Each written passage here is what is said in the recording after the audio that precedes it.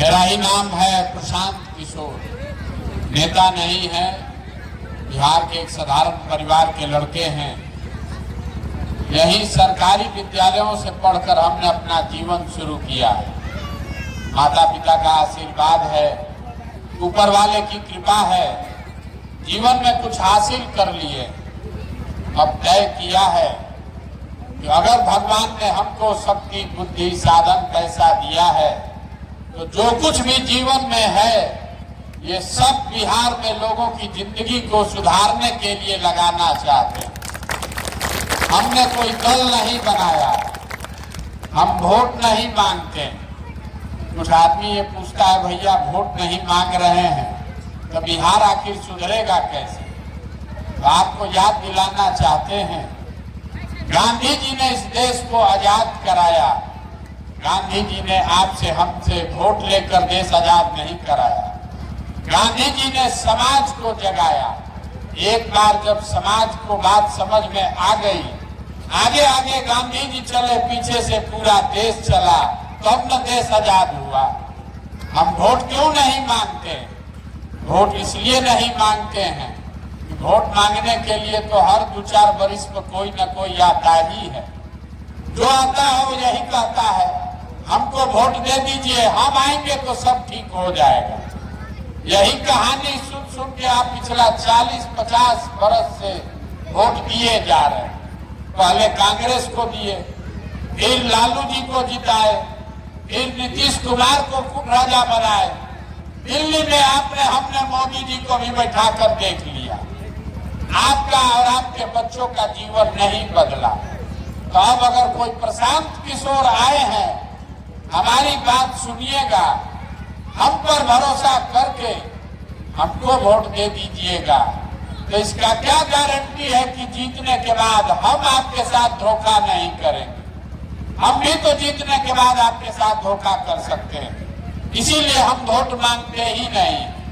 अभी 15-20 मिनट में आपको वो रास्ता बताएंगे, अगर आपको समझ में आ जाए, और कुछ हो या न हो, आपके बच्चों के लिए पढ़ाई और रोजगार 2 चीज निश्चित तौर पर हो जाएगा।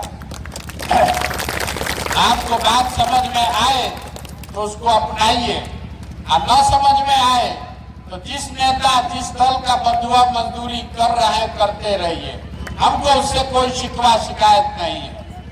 देखिए, दुनिया में जितने विद्वान लोग हैं उन्होंने बताया कि गरीबी से निकलने के 3 ही रास्ते हैं। 3 गो रास्ता है गरीबी से निकलने का। पहला रास्ता है पढ़ाई। अगर आपका बाल बच्चा बढ़िया पढ़ लिख जाए, पढ़ लिख के नौकरी रोजगार पा जाए तो आपकी गरीबी खत्म।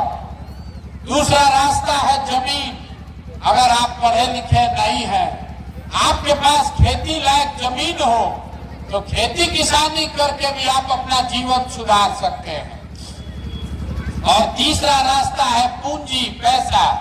अगर आप पढ़े लिखे नहीं हैं, आपके पास जमीन भी नहीं है, लेकिन अगर पैसा हो तो कोई ना कोई छोटा मोटा रोजी रोजगार व्यापार दुकान करके आप अपना जीवन चला सकते हैं। बिहार में अगर आप देखिएगा ध्यान से, अपने गांव पंचायत में भी देख लीजिए तो आपको पता चलेगा कि यहाँ रहने वाले 2/3 लोगों के पास ये तीनों में तीनों चीज नहीं है। यहाँ जो गरीब है उसको पढ़ाई का सुविधा ही नहीं है। गरीब का बच्चा गया स्कूल में पढ़ने, पढ़ा नहीं, खिचड़ी खाया, घरे चला आया। जो यहाँ पैसे वाले लोग हैं अपने बच्चा को प्राइवेट स्कूल में कोचिंग ट्यूशन करवा रहे हैं। आपके बच्चों का भी भला होने वाला नहीं है। स्कूल आप भले प्राइवेट में पढ़ा दीजिए, कॉलेज तो उसको सरकारी में ही जाना पड़ेगा। तो नीतीश बाबू के इस बिहार में स्कूल से खिचड़ी बंट रहा है और कॉलेज से डिग्री बंट रहा है, पढ़ाई दोनों में कहीं नहीं हो रहा।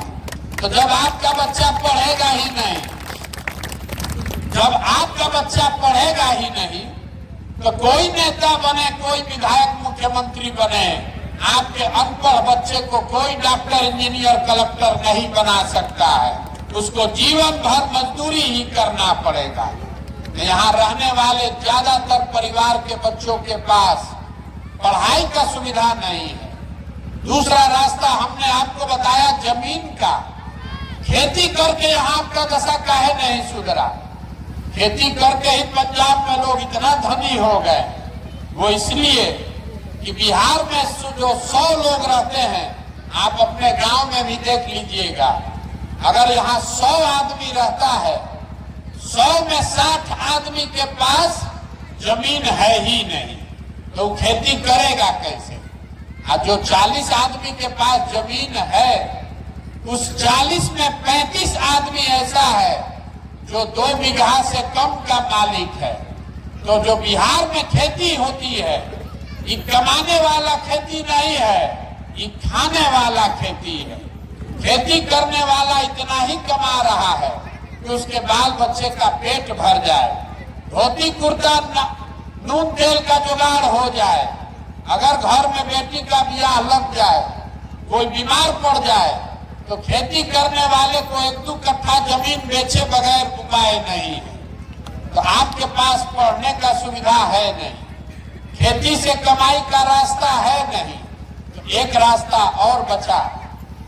अगर आपके पास पैसा होता, कोई कर्ज ही दे दे, तो कुछ नहीं करते, अपने यहाँ 4 को गाय भैंस पाल लेते। कोई किराना का, फार्चून का, कपड़ा, खाद, सीमेंट का दुकान व्यापार कर लेते। वो आप क्यों नहीं कर पाते हैं? वो इसलिए कि बिहार में जो 100 लोग रहते हैं, 100 में 80 आदमी, याद रखिए इसको, 100 में 80 आदमी बिहार में दिन में 100 रुपया भी नहीं कमाता है। 100 रुपया भी नहीं कमाता है। तो इस महंगाई के जमाना में अगर आप 100 रुपया भी नहीं कमाते हैं, तो खाइएगा क्या, बचाइएगा क्या, और रोजी रोजगार के लिए पैसा पूंजी कहां से लाइएगा? यही कारण है कि बिहार में सड़क चाहे बना दे सरकार या बिजली ला दे, आपको अनाज दे दे कि सिलेंडर बांट दे, आपका गरीबी नहीं खत्म हो सकता है।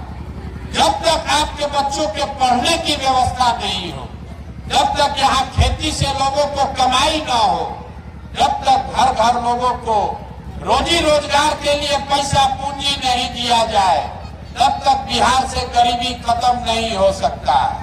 अब आप कहिएगा कि बात तो सबको बुझा रहा है, होगा कैसे ये बताइए? यही अभी आपको बताएंगे, और वो बताने के लिए भाषण नहीं देंगे, कुल जमा 4 को सवाल पूछेंगे, आपको उसका जवाब देना है। जवाब सबको देना है, हाँ चाहे ना बोलिएगा, आपको अपने आंख के सामने दिखेगा कि आपकी बर्बादी का कारण क्या है और कैसे आप इससे बाहर निकल सकते हैं। सब आदमी, जितने लोग आप यहाँ आए हैं, जरा सोच के बताइए, आपके गांव पंचायत में और कुछ हो या न हो, सभी के बच्चों के पढ़ने के लिए अच्छी व्यवस्था होनी चाहिए कि नहीं होनी चाहिए? सबको हाथ उठाकर बोलना है, जोर से बोलिए।